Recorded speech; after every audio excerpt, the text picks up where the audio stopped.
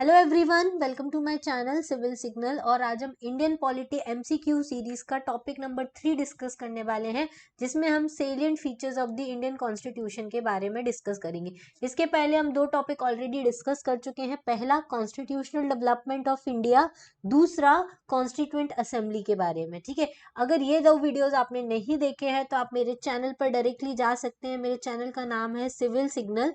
वहां से आप जाके इंडियन पॉलिटी एमसीक्यूज में जाकर सारे वीडियोस देख सकते हैं। और अगर आप वहां नहीं जाते तो डिस्क्रिप्शन बॉक्स में इंडियन पॉलिटी एमसीक्यू प्लेलिस्ट की मैं आपको लिंक दे दूंगी, आप वहां से भी डायरेक्टली जा सकते हैं। ठीक है, तो जो बच्चों ने इंडियन पॉलिटी पढ़ लिया है या नहीं भी पढ़ा है और जो किसी एग्जाम को क्रैक करना चाहे, चाहे वो किसी भी एसएससी का एग्जाम हो, पीएससी का एग्जाम हो, यूपीएससी हो, जीपीएससी हो, स्टेट पीसीएस एग्जाम हो, उन सभी एग्जाम्स के लिए आपके लिए ये सीरीज बहुत इंपॉर्टेंट होने वाली है, क्योंकि हम इसमें एमसीक्यूज डिस्कस करने वाले हैं इंडियन पॉलिटी के, वो भी टॉपिक वाइज। उससे आपको फायदा ये होगा कि आपको समझ में आएगा कि इस टॉपिक से किस टाइप के क्वेश्चन जो है वो फ्रेम हो सकते हैं। और हमारा मेन टारगेट है एग्जाम को क्रैक करना। जब भी हम ये समझ जाएंगे कि कैसे क्वेश्चंस फ्रेम होते हैं, उनके आंसर्स हमको कैसे देने हैं, उसी टाइम हमको समझ में आ जाएगा कि एग्जाम को कैसे क्रैक करना है। क्योंकि एग्जाम में अल्टीमेटली हमको क्या है, एग्जाम के क्वेश्चंस को ही क्रैक करना और सॉल्व करना आना चाहिए। तो चलिए, मैं आशा करती हूँ कि आपके सभी एग्जाम क्रैक हों। तो हम पहले क्वेश्चन से स्टार्ट करते हैं, salient features of the Indian constitution. तो फर्स्ट क्वेश्चन है, the presidential government operates on the principle of. ठीक है, हम लोग सारे ऑप्शंस डिस्कस करेंगे। जो क्वेश्चन दिया है उसका राइट आंसर देखेंगे, फिर जो बाकी के ऑप्शन है वो भी डिस्कशन करेंगे। ठीक है, जो भी क्वेश्चन मैं आपसे इस वीडियो में पूछूं, प्लीज आप कमेंट बॉक्स में मुझे उसका आंसर जरूर दें, इससे ये वीडियो ज्यादा इंटरेक्टिव होगा। ठीक है, चलिए पहला क्वेश्चन है, the presidential government operates on the principle of. Presidential government जो होती है वो किस प्रिंसिपल पर ऑपरेट करती है? इसके चार ऑप्शन दिए हैं। पहला है division of powers between the centre and the state, second है सेंट्रलाइजेशन ऑफ पावर, थर्ड है balance of power, and fourth है सेपरेशन ऑफ पावर। आप खुद से अटेम्प्ट कीजिएगा पॉज करके, मैं इसका करेक्ट आंसर बताती हूँ।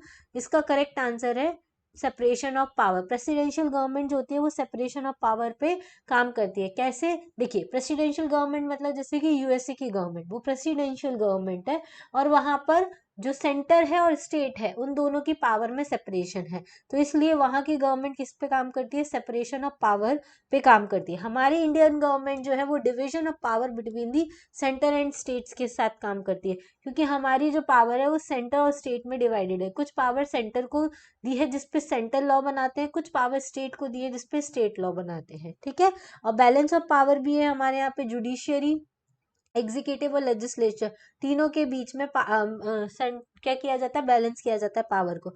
एक होती है सेंट्रलाइजेशन ऑफ पावर, मतलब सेंटर का ज्यादा कंट्रोल होता है। ठीक है, सेंट्रलाइजेशन ऑफ पावर ये आपको यूके में देखने को मिलेगी। क्लियर? तो ये आपका फर्स्ट क्वेश्चन हो गया। सेकंड क्वेश्चन है, match list one with the list to.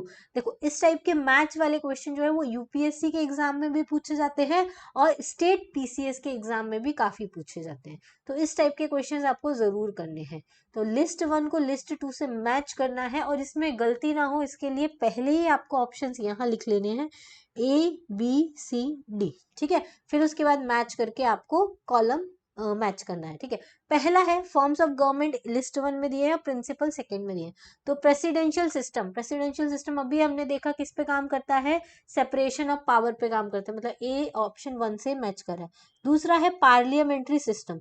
Parliamentary system जैसे हमारे यहाँ पर है, हमारे यहाँ पे एग्जीक्यूटिव और लेजिस्लेचर के बीच में क्लोज रिलेशन होता है, तो बी का टू वाला ऑप्शन है। ठीक है, फिर फेडरल सिस्टम, फेडरल सिस्टम मतलब जैसे कि प्रेसिडेंट, जैसे कि जहाँ पे स्टेट अलग अलग पार्ट में डिवाइड होता है तो वहां पे डिवीजन किया जाता है पावर का, तो उसको हम फेडरल सिस्टम बोलते हैं। तो C three option. Unitary system, unitary system मतलब पूरा का पूरा कंट्रोल जो है वो सेंटर के हाथ में होता है, उसको हम बोलते हैं एक ही के हाथ में, मतलब कंसंट्रेशन ऑफ पावर है, तो उसका यूनिटरी सिस्टम मतलब डी फोर। तो 1 2 3 4 is the correct answer. Option match कर लीजिए कोड के अकॉर्डिंग। तो 1 2 3 4 A option is the correct answer. ठीक है, आपको ये वाले क्वेश्चंस ऐसे ही सॉल्व करने हैं, अदरवाइज बहुत सारे बच्चे जो है वो उनको आंसर सही आता है लेकिन वो क्या कर देते हैं, इनको मिसमैच हो जाते हैं, मतलब मिलाते मिलाते पूरा सब कुछ मिसमैच होता है। इसलिए हमेशा 1 सेकेंड आपको लगेगा, नंबर डालकर उसकी मार्किंग कर लीजिए, इससे आपके जो एग्जैक्ट है वो आपका कोड आ जाएगा। क्लियर। चलिए question number third, which of the following countries have an unwritten constitution. तो इसके ऑप्शंस है A USA, B UK, C India, D Pakistan. ठीक है, तो इसका आप अपने आप से अटेम्प्ट कीजिए। इसका करेक्ट आंसर है यूके। देखो यूएसए में भी रिटन कॉन्स्टिट्यूशन है, सबसे पहला वर्ल्ड का रिटन कॉन्स्टिट्यूशन यूएसए के पास है। इंडिया के पास भी रिटन कॉन्स्टिट्यूशन है। वर्ल्ड का सबसे लेंथीएस्ट रिटन कॉन्स्टिट्यूशन किसके पास है? इंडिया के पास है। और पाकिस्तान के पास भी रिटन कॉन्स्टिट्यूशन है, लेकिन उसने कुछ ऐसी मिसाल नहीं बनाई है जैसे हमारी इंडिया ने बनाई है। ठीक है, तो यूके का कॉन्स्टिट्यूशन जो है वो अनरिटन है, ये आपको याद रखना है। Question number fourth. The basic features of the Indian Constitution which are not amendable under Article 368. कौन सा बेसिक फीचर है इंडियन कॉन्स्टिट्यूशन का जो अमेंडेबल नहीं है आर्टिकल 368 के अंदर? आर्टिकल 368 आपको पता होगा कॉन्स्टिट्यूशनल अमेंडमेंट के लिए होता है। तो ऐसी कौन सी चीजें हैं जो आर्टिकल 368 के अंदर अमेंडेबल नहीं है? तो आपको ये क्वेश्चन पॉलिटी में अगर आपने पढ़ा होगा तो आपको पता होगा सिर्फ हमारे जो बेसिक फीचर है या बेसिक स्ट्रक्चर है इंडियन कॉन्स्टिट्यूशन का, वो आर्टिकल 368 के अंदर अमेंडेबल नहीं है। और वो सारे बेसिक फीचर्स या बेसिक स्ट्रक्चर्स कौन कौन से हैं? सोवरेनिटी ऑफ इंडिया, मतलब हमारा इंडिया सोवरेन है, हम किसी के ऊपर डिपेंडेंट नहीं है और हम किसी के डिसीजन के लिए बाइंडिंग नहीं है, तो ये बेसिक फीचर है। दूसरा टेरिटोरियल इंटीग्रिटी, हमारा खुद का इंडिया, उसकी कितनी टेरिटरी है, कितना हमको उसका इंटीग्रेशन करना है, इसके लिए हम आज़ाद है, इसमें हम कुछ भी चेंज नहीं कर सकते, कॉन्स्टिट्यूशनल अमेंडमेंट नहीं कर सकते। ठीक है, federal system, judicial review and parliamentary system of government, ये सारे ही बेसिक फीचर्स हैं हमारे इंडियन कॉन्स्टिट्यूशन में जो कि अमेंडेबल नहीं है, मतलब इनको आप आर्टिकल 368 के थ्रू हटा नहीं सकते हो इंडियन कॉन्स्टिट्यूशन से। तो ऑप्शन कौन सा करेक्ट होगा? D option is the correct answer. Question number 5, the unitary system of the government possesses which of the following advantages। जो यूनिटरी सिस्टम है गवर्नमेंट का, उसके पास क्या क्या एडवांटेजेस होते हैं? पहला ग्रेटर अडेप्टेबिलिटी होती है, दूसरा स्ट्रॉन्ग स्टेट होता है, तीसरा ग्रेट पार्टिसिपेशन होता है बाय द पीपल, चौथा लेसर चांसेस ऑफ ऑथोरिटेरिज्म होता है। तो देखिए ये क्वेश्चन आप अपने आप से अटेम्प्ट कीजिए, मैं इसके आंसर बताती हूँ। यूनिटरी सिस्टम ऑफ गवर्नमेंट मतलब जिसमें स्ट्रॉन्ग सेंटर होता है, ठीक है, स्ट्रॉन्ग पावर होती है, तो उसमें ग्रेटर अडेप्टेबिलिटी होती है? नहीं। स्ट्रॉन्ग स्टेट मतलब स्ट्रॉन्ग सेंटर होता है, ठीक है, यहाँ पे ये बात सही है। ग्रेटर पार्टिसिपेशन होता है पीपल, देखो स्ट्रॉन्ग सेंटर होता है तो पार्टिसिपेशन ज्यादा है या नहीं है वो हम नहीं कह सकते। लेसर चांसेस ऑफ ऑथोरिटेरिज्म, ये भी हम नहीं कह सकते। तो करेक्ट आंसर स्ट्रॉन्ग स्टेट होता है। जब यूनिटरी सिस्टम होता है तो उसका सेंटर जो होता है वो स्ट्रॉन्ग होता है, उसी को हम स्ट्रॉन्ग स्टेट बोलते हैं। क्लियर। 6 नंबर का, इसको वो प्रोविंसेस वाले स्टेट से कंफ्यूज नहीं करना है, स्ट्रॉन्ग स्टेट मतलब स्ट्रॉन्ग गवर्नमेंट। क्लियर। चलिए question number 6, which of the following country enjoys a federal form of government. कौन सी कंट्रीज हैं जो फेडरल फॉर्म ऑफ गवर्नमेंट को एंजॉय कर रही हैं? तो इसका ऑप्शन है China, USA, Cuba and Belgium. तो इसका करेक्ट आंसर होगा ऑब्वियसली बी ऑप्शन। यूएसए में जो है वो फेडरल फॉर्म ऑफ गवर्नमेंट है, ये आप सबको पता है। ठीक है, कितने स्टेट्स हैं यूएसए में? 50 स्टेट्स हैं, जिसको कभी भी डिस्ट्रक्ट नहीं किया जा सकता। चलिए question number 7, the English crown is an example of. English crown मतलब ब्रिटिश क्राउन किसका एग्जाम्पल है? ए ऑप्शन रियल एग्जीक्यूटिव है, B option quasi real executive है, सी ऑप्शन नॉमिनल एग्जीक्यूटिव है, या फिर नॉमिनेटेड एग्जीक्यूटिव है। तो इसका करेक्ट आंसर क्या होगा? सी ऑप्शन, नॉमिनल एग्जीक्यूटिव है। कैसे? ब्रिटिश क्राउन जो होता है उसको इलेक्शन के थ्रू नहीं चुना जाता, वो सिर्फ नॉमिनल एग्जीक्यूटिव होता है, मतलब नाम के लिए एग्जीक्यूटिव है, लेकिन जो वहाँ के रियल फंक्शंस करता है यूके गवर्नमेंट का, वो कौन करता है? वहाँ के पीएम करता है। तो पीएम कौन होता है? वहाँ का रियल एग्जीक्यूटिव होता है। सेम ऐसे ही हमारी इंडिया का नॉमिनल एग्जीक्यूटिव कौन है? आपको पता होना चाहिए। प्रेसिडेंट जो है वो हमारे नॉमिनल एग्जीक्यूटिव है, और रियल एग्जीक्यूटिव हमारे यहाँ पे कौन होते हैं? हमारे जो पीएम है वो हमारे रियल एग्जीक्यूटिव होते हैं, क्योंकि वो पूरी जो गवर्नमेंट होती है उसको, उसमें क्या पॉलिसीज लानी है, क्या चेंजेस लाने हैं, वो सब कौन डिसाइड करता है? Prime minister of India decide करता है। क्लियर। चलिए question number 8, the declaration that democracy is a government of the people by the people for the people was made by. मतलब ये जो डिक्लेरेशन था डेमोक्रेसी के बारे में, of the people, by the people, for the people, ये किसने किया था? A option Abraham Lincoln, B option George Washington, C option Theodore Roosevelt and D option Winston Churchill. तो इसका करेक्ट आंसर क्या होगा? ए। ये तो सबको पता होना चाहिए कि अब्राहम लिंकन जो थे उन्होंने ही सबसे पहले of the people, by the people, for the people मतलब डेमोक्रेसी का कॉन्सेप्ट दिया था। चलिए question number 9, what is Gandhi's definition of Ram Raj? जो गांधी जी बोलते हैं कि इंडिया में राम राज आना चाहिए, उसके एक्चुअल में क्या डेफिनेशन है? तो इसके ऑप्शन है a sovereignty of the people based on the pure moral authority, हो सकता है। बी ऑप्शन है rule as it was during the time of Rama, ऐसा तो पॉसिबल ही नहीं है, ठीक है। Third the greatest good of all, तो हर किसी के लिए एकदम सब कुछ बहुत अच्छा हो, ऐसा भी पॉसिबल नहीं है। The absolute power concentrated in the hands of king, ये तो बिल्कुल भी गांधी जी नहीं चाहते थे, ठीक है। तो क्या करेक्ट ऑप्शन आपको लग रहा है? ए ऑप्शन करेक्ट है, क्योंकि सोवरेनिटी ऑफ द पीपल मतलब लोग वहां के इंडिपेंडेंट होना चाहिए और प्योर मॉरल अथॉरिटी होना चाहिए, ये गांधी जी जरूर चाहते थे कि ऐसा होगा तभी हमारे देश में क्या आ सकता है? रामराज आ सकता है, ऐसा गांधी जी सोचते थे। Question number 10, the most essential feature of the parliamentary form of government is the, जो सबसे एसेंशियल फीचर है पार्लियामेंट्री फॉर्म ऑफ गवर्नमेंट का, वो क्या है? A option sovereignty of the parliament, B option written constitution, C option accountability of the executive to the legislature, या फिर D option independent judiciary. तो सोचिए पार्लियामेंट्री फॉर्म ऑफ गवर्नमेंट का सबसे इंपॉर्टेंट फीचर क्या है? सारे ही पार्लियामेंट्री फॉर्म ऑफ गवर्नमेंट के फीचर है, लेकिन सबसे इंपॉर्टेंट क्या होता है?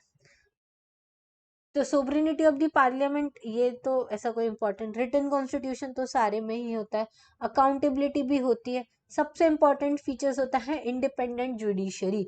जुडिशरी जब इंडिपेंडेंट होती है तो वो हमारे गवर्नमेंट एग्जीक्यूटिव्स को कुछ भी गलत करने का, चेक एंड बैलेंस रखने का दम रखती है। तो इंडिपेंडेंट जुडिशरी होना बहुत ज्यादा जरूरी है, इससे हमारी जो पार्लियामेंट्री फॉर्म ऑफ गवर्नमेंट है वो कभी भी गलत राह पर नहीं जाएगी।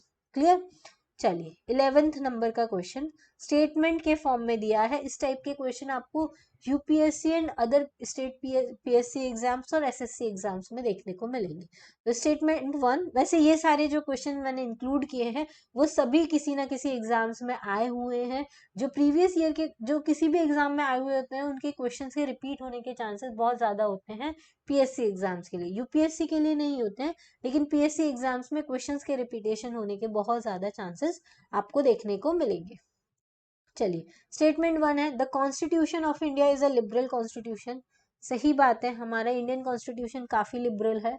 Statement 2, it provides fundamental rights to the individual, क्या ये फंडामेंटल राइट्स देता है इंडिविजुअल को? तो ये भी सही आंसर है। तो कौन सा करेक्ट आंसर होगा इसका? A. Both the statements are individually true and statement 2 is the correct explanation of the statement 1, ठीक है। तो देखिए वैसे मैं आपको बताऊं ये स्टेटमेंट और असर्शन रीजन वाले जो क्वेश्चंस होते हैं उनके अधिकतर हमेशा स्टेटमेंट सेम होते हैं। आप एक बार पढ़ लीजिए कि ए वाला स्टेटमेंट हमेशा क्या होता है कि दोनों स्टेटमेंट सही हैं, ए बी का करेक्ट एक्सप्लेनेशन। दूसरा होता है कि इंडिविजुअली ट्रू है पर बी जो है वो करेक्ट एक्सप्लेनेशन नहीं है। थर्ड वाला होता है एक तो एक स्टेटमेंट ट्रू है दूसरा गलत है। फोर्थ होता है एक स्टेटमेंट गलत है दूसरा सही है। तो इस केस में देखो क्या होता है, हम एलिमिनेशन मेथड भी यूज कर सकते हैं। कैसे? अगर हमको पता है कि पहला हमारा सही है और दूसरा हमारा गलत है तो हम सी ऑप्शन को टिक कर सकते हैं डायरेक्टली, ठीक है। और हमको ऐसा लगता है कि पहला तो सही है ही, दूसरा लेकिन हमको कंफ्यूजन है, तो भी हम इसको क्या कर सकते हैं, एलिमिनेशन मेथड से इसको अटेम्प्ट कर सकते हैं। Clear? Question number 12, at which of its session did the Congress officially accept the socialist pattern of the society, मतलब कांग्रेस ने कब ऑफिशियली एक्सेप्ट किया था socialist pattern of the society? तो ये तो आपको मतलब ये एकदम फैक्चुअल क्वेश्चन है। इसका ऑप्शन है बी ऑप्शन, अवधि सेशन ऑफ 1955, ठीक है। ये आफ्टर इंडिपेंडेंस वाला है और बिफोर इंडिपेंडेंस वाले जितने सेशंस थे वो आपको अच्छे से याद रखना है। जैसे कि आपको 1929 का जो सेशन है लाहौर सेशन, उसमें इंपॉर्टेंट अनाउंसमेंट किया था जवाहरलाल नेहरू ने। क्या अनाउंसमेंट किया था कि हमको कंप्लीट इंडिपेंडेंस चाहिए, पूर्ण स्वराज की डिमांड की थी। ऐसे और भी बहुत सारे इंपॉर्टेंट सेशंस थे कांग्रेस के जिसमें अलग अलग डिमांड्स रखी गई थी, वो सब आपको याद रखने हैं, ठीक है। आफ्टर इंडिपेंडेंस वाले इतने इंपॉर्टेंट नहीं होते हैं। Question number 13, in Indian polity which one is supreme, ठीक है। इंडियन पॉलिटी के अकॉर्डिंग कौन सुप्रीम है, हमारी इंडियन पॉलिटी में कौन सुप्रीम है? A option supreme court, B option constitution, C option parliament, D option religion, ठीक है। आप खुद से अटेम्प्ट कीजिए। देखो, सुप्रीम कोर्ट तो सुप्रीम नहीं है हमारे यहाँ पे, पार्लियामेंट भी सुप्रीम नहीं है, रिलीजन भी सुप्रीम नहीं है, लेकिन जो हमारा कॉन्स्टिट्यूशन है उसको हमने सबसे ज्यादा सुप्रीम माना है। हमारे यहाँ पे कॉन्स्टिट्यूशन की सुप्रीमेसी है, ठीक है।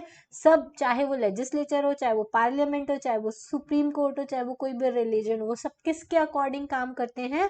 कॉन्स्टिट्यूशन ऑफ इंडिया के अकॉर्डिंग ही काम करते हैं। Question number 14, in Indian polity the executive is subordinate to, हमारी इंडियन पॉलिटी में एग्जीक्यूटिव किसका सबऑर्डिनेट होता है? ऑप्शन ए जुडिशियरी का, नहीं। ऑप्शन बी लेजिस्लेचर का, हाँ। C option election commission of India का, नहीं। Union public service commission of India का, नहीं। तो एग्जीक्यूटिव जो होते हैं वो किसके सबऑर्डिनेट होते हैं? लेजिस्लेचर के सबऑर्डिनेट होते हैं। क्लियर? लेजिस्लेचर कौन होते हैं? हमारे मेंबर ऑफ पार्लियामेंट। और इन्हीं में से कुछ जो मेंबर ऑफ पार्लियामेंट होते हैं वो एग्जीक्यूटिव का काम करते हैं, और ये किसके सबऑर्डिनेट होते हैं? लेजिस्लेचर के सबऑर्डिनेट होते हैं। ये अभी हम जब पार्लियामेंट वाले क्वेश्चंस डिस्कस करेंगे, लोकसभा राज्यसभा वाले क्वेश्चंस डिस्कस करेंगे, उसमें आपको और ज्यादा क्लियरिटी आएगी। क्लियर? चलिए, question number 15, which of the following statement about the federal system in India are correct, India के फेडरल सिस्टम के बारे में कौन सा स्टेटमेंट जो है वो करेक्ट है? ठीक है, पहला ऑप्शन है, देखिए इसमें कोड्स दिए गए हैं। पहला ऑप्शन है the constitution introduce a federal system as the basic structure of the government. तो हमारे यहाँ पे जो फेडरल सिस्टम है वो बेसिक स्ट्रक्चर है गवर्नमेंट का, ये सही बात है, क्योंकि हमारे यहाँ पे सेंटर अलग काम करते हैं, स्टेट्स अलग काम करते हैं। तो फेडरल सिस्टम हमारे बेसिक स्ट्रक्चर ऑफ गवर्नमेंट में मेंशन है। कभी भी ऐसा नहीं हो सकता कि सारे स्टेट्स को तोड़ के पूरा का पूरा सेंटर जो है वो स्ट्रांग हो जाए, तो ये बेसिक स्ट्रक्चर का पार्ट है। Second, there is a strong admixture of the unitary bias, मतलब हमारे यहाँ पे स्ट्रॉन्ग मिक्सचर है यूनिटरी बायस का फेडरल सिस्टम के साथ। फेडरल सिस्टम मतलब स्टेट गवर्नमेंट के, हमारे यहाँ पे दो तरह की गवर्नमेंट होती है, यूनियन गवर्नमेंट, स्टेट गवर्नमेंट, ठीक है। उसके अलावा बाईकैमरलिज्म होता है, लोकसभा एंड राज्यसभा। लोकसभा में हमारी यूनियन गवर्नमेंट के लोग होते हैं, और राज्यसभा में हमारे स्टेट गवर्नमेंट से रिप्रेजेंटेटिव्स आते हैं जिनको सिलेक्ट किया जाता है। तो फेडरल सिस्टम है, और इसका यूनिटरी बाइज है। यूनिटरी बाइज है मतलब हमारा स्ट्रॉन्ग सेंटर है, अगर कुछ प्रॉब्लम आती है जैसे इमरजेंसी वगैरह लगती है तो सेंटर हमारा स्ट्रांग हो जाता है। सिंगल कॉन्स्टिट्यूशन है, ऐसा नहीं है कि स्टेट के लिए अलग कॉन्स्टिट्यूशन है और सेंटर के लिए अलग कॉन्स्टिट्यूशन है। सिंगल सिटीजनशिप है, हमारे यहाँ जितने लोग रहते हैं वो इंडियंस कहलाते हैं, भारतीय कहलाते हैं। कभी भी ये नहीं कहलाते कि वो गुजराती हैं, पंजाबी हैं। अगर वो दूसरे स्टेट में जाएंगे वो क्या कहलाएंगे? दूसरी कंट्री में जाएंगे वो इंडियन ही कहलाएंगे, इंडियन सिटीजनशिप हम उनको दी जाती है। तो इसलिए हमारे यहाँ पे ये ऑप्शन भी करेक्ट है। Both the union and state legislature are sovereign, ये गलत है। हमारा इंडियन और यूनियन और स्टेट लेजिस्लेचर सोवरन नहीं है, हमारी इंडिया सोवरन है, ठीक है। फोर्थ नंबर का, the legislative, financial and judicial powers have been divided between the union and its unit, नहीं, डिवाइड नहीं किया गया है, इनको सेपरेट रखा गया है। लेजिस्लेटिव फंक्शन अलग होता है, फाइनेंशियल फंक्शन अलग होता है, और जुडिशियल पावर्स अलग हैं। तो कौन सा ऑप्शन करेक्ट होगा? B option. B option is the correct answer, 1 and 2 only. Clear? चलिए, question number 16, who among the following gave the following statement about the Indian constitution, कौन है जो इंडियन कॉन्स्टिट्यूशन के बारे में स्टेटमेंट देता है?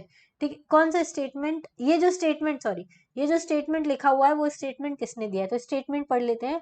Indian constitution strikes a good balance between extreme rigidity and the too much flexibility. ये किसने बोला था कि इंडियन कॉन्स्टिट्यूशन जो है उसमें गुड बैलेंस बना के रखा है रिजिडिटी और फ्लेक्सिबिलिटी के बीच में? तो ये बोला था अलेक्जेंड्रो विग्स ने बोला था, ठीक है। केसी वियरे ने क्या बोला था ये आपको पता होना चाहिए। केसी वियरे ने हमारी इंडियन कॉन्स्टिट्यूशन को बोला था कि ये क्वासाई फेडरल है, मतलब ना तो ये स्ट्रॉन्ग, ना तो ये पूरा फेडरल है, ना ही पूरा यूनिटरी है। तो ये कैसा है? क्वासाई फेडरल है, आधी चीजें यूनिटरी हैं, आधी चीजें फेडरल हैं, ठीक है। इसके अलावा एक और टर्म दी गई थी कोऑपरेटिव फेडरलिज्म, वो किसने दी थी, वो दी थी ग्रैनविल ऑस्टिन ने। इनका नाम आप जरूर याद रखिएगा। ग्रैनविल ऑस्टिन जो थे उन्होंने इंडियन कॉन्स्टिट्यूशन को क्या बोला था, कोऑपरेटिव फेडरलिज्म बोला था। क्लियर। चलिए नेक्स्ट क्वेश्चन है असर्शन एंड रीजन वाला क्वेश्चन है 17 नंबर का। असर्शन दिया है Indian constitution is a quasi federal, ये सही बात है। रीजन है Indian constitution is neither federal nor unitary, तो ये भी सही चीज है क्या, नहीं। इंडियन कॉन्स्टिट्यूशन फेडरल है विथ यूनिटरी, ठीक है। ऐसा नहीं है कि फेडरल भी नहीं है यूनिटरी भी नहीं है, ये तो गलत स्टेटमेंट हो गया।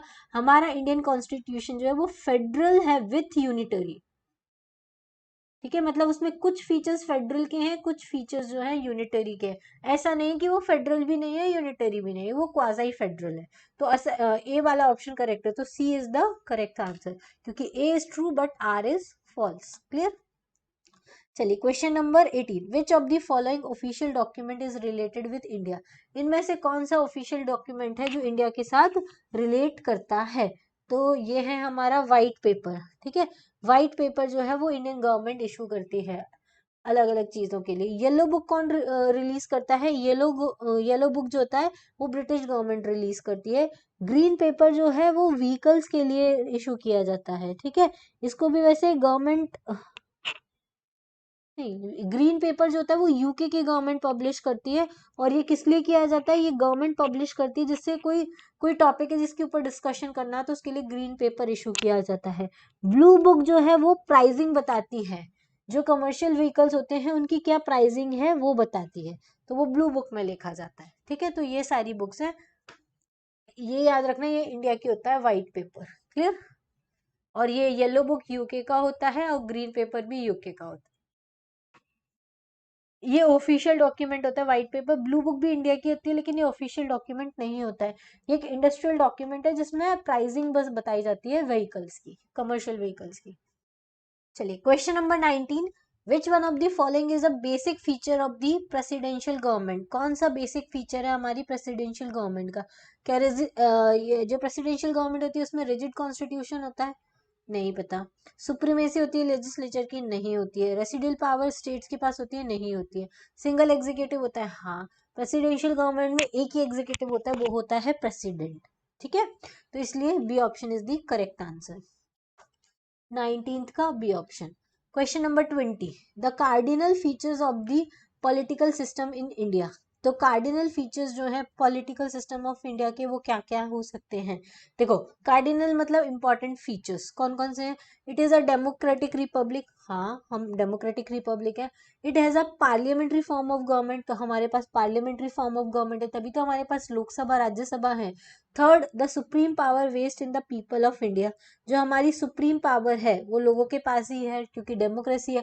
अगर 5 साल किसी गवर्नमेंट ने अच्छा काम नहीं किया तो इलेक्शन के थ्रू 5 साल बाद कौन उसको हटा सकता है, सिर्फ पीपल ऑफ इंडिया ही तो हटा सकते हैं। तो 4th नंबर का ऑप्शन है it provides for a unified authority, हमारे पास यूनिफाइड अथॉरिटी है मतलब स्ट्रॉन्ग सेंटर है, ठीक है। तो कौन सा कोड सही है, तो ऑप्शन से कोड्स देख लीजिए 1 2 1 2 and 3 and 2 3 and 4 and 1 2 and 3 and 4, तो सारी ही ऑप्शंस करेक्ट है। तो D option is the correct answer. ये यूपीएससी प्री में आया था 2009 में। Question number 21, which was the concept of the written constitution first won. सबसे पहले रिटन कॉन्स्टिट्यूशन का कॉन्सेप्ट कहाँ से आया था, तो यूएसए से आया था, ये तो सबको पता है। एमपीपीएससी प्री में देखो इतने सिंपल क्वेश्चन भी पूछे जाते हैं। Where was the first parliamentary form of government form, कहाँ पे सबसे पहली parliamentary form of government form हुई थी, तो ये तो सबको पता है। ब्रिटेन जो है वहां पे सबसे पहली पार्लियामेंट्री फॉर्म ऑफ गवर्नमेंट और वो ही पार्लियामेंट्री फॉर्म ऑफ गवर्नमेंट लेकर आया था। Who called the Indian federalism as the cooperative federalism, ये अभी हम लोगों ने डिस्कस किया था। क्रिस ने बोला था इंडियन फेडरलिज्म को कि वो कोऑपरेटिव फेडरलिज्म है, तो ये बोला था ग्रैनविल ऑस्टिन ने। केसी वियरे ने क्या बोला था, मैंने आपको अभी बताया था थोड़ी देर पहले कि हमारा इंडियन जो है वो क्वाजी फेडरल है, ये केसी वियरे ने बोला था। डीडी वासु ने क्या बोला था, डीडी वासु ने ये बोला था कि हमारा जो इंडिया है वो ना तो फेडरल है ना तो यूनिटरी है पूरी तरीके से, ना ही प्योरली फेडरल है ना प्योरली यूनिटरी है, ये क्या है, कॉम्बिनेशन है दोनों का, combination of both, unitary and federal दोनों का कॉम्बिनेशन है, तो ये भी सही बात है। आइवर जेनिंग्स ने क्या बोला था, आइवर जेनिंग्स ने बोला था फेडरेशन है लेकिन विथ सेंट्रलाइजिंग टेंडेंसी, मतलब सेंटर ज्यादा स्ट्रांग है, फेडरेशन तो है लेकिन सेंट्रलाइजिंग टेंडेंसी वाला फेडरेशन है, मतलब सेंटर को ज्यादा स्ट्रांग बनाया गया है, जैसे कि इमरजेंसी के टाइम पे कौन स्ट्रांग हो जाएगा, सेंटर स्ट्रांग हो जाएगा, तो ये सारी चीजें इंपॉर्टेंट है। ग्रैनविल ऑस्टिन ने कॉपरेटिव फेडरलिज्म बोला है, केसी बियरे ने क्वासी फेडरलिज्म बोला है, डीडी वासे ने कॉम्बिनेशन ऑफ बोथ बोला है, आइवर जेनिंग्स ने बोला है फेडरेशन तो है लेकिन सेंट्रलाइजिंग टेंडेंसी के साथ है। चलिए question number 24, the constitution of India is, कैसा है हमारा इंडिया का कॉन्स्टिट्यूशन, रिजिड है क्या, नहीं, वेरी रिजिड, नहीं, फ्लेक्सिबल, बिल्कुल भी नहीं, ठीक है, तो कैसा है, पार्टली रिजिड है और पार्टली फ्लेक्सिबल है। ये वेस्ट बंगाल पीएससी प्री 2008 का क्वेश्चन है। अगर आपको ये वीडियो पसंद आता है और अगर आप इंडियन पॉलिटी पूरा एमसीक्यूज करने चाहते हैं जिससे कि आपका पॉलिटी का कोई भी क्वेश्चन ना छूटे, तो आप इस सीरीज को पूरा जरूर देखिए, ठीक है। चलिए, इसके अलावा अगर आपको पॉलिटी का रिवीजन करना है एम लक्ष्मीकांत का, तो वो भी मेरे चैनल पर अवेलेबल है। ज्योग्राफी के जो एनसीईआरटी समरी देखनी है वो भी मेरे चैनल पर अवेलेबल है। और तमिलनाडु की क्लास 11th और 12th की हिस्ट्री जो यूपीएससी और अदर स्टेट पीसीएस एग्जाम के लिए इंपॉर्टेंट है, मैंने मैप्स के साथ डिस्कस किया हुआ है, तो वो भी आप मेरी चैनल पर जाकर देख सकते हैं। उसका मैं आई बटन में यहाँ पर लिंक भी दे दूंगी, एंड स्क्रीन भी दे दूंगी, और नहीं तो आप, सॉरी, नहीं तो आप मेरे चैनल पर डायरेक्टली जा सकते हैं, सिविल सिग्नल नाम से मेरा चैनल है, वहां से आप जा सकते हैं। और वहां पे भी आपको नहीं मिलता है तो आप डिस्क्रिप्शन बॉक्स में जाकर देख सकते हैं, वहां पे मैंने प्लेलिस्ट का लिंक डाला हुआ है। इसके अलावा अगर आप कंटिन्यूस अपडेट चाहते हैं तो आप मेरे फेसबुक पेज को फॉलो कर सकते हैं, वहां पर मैं रेगुलर अपडेट करती हूँ, ठीक है। चलिए, आज के लिए इतना ही। Thank you, thanks for watching, have a nice day and good luck for your exam. Thank you.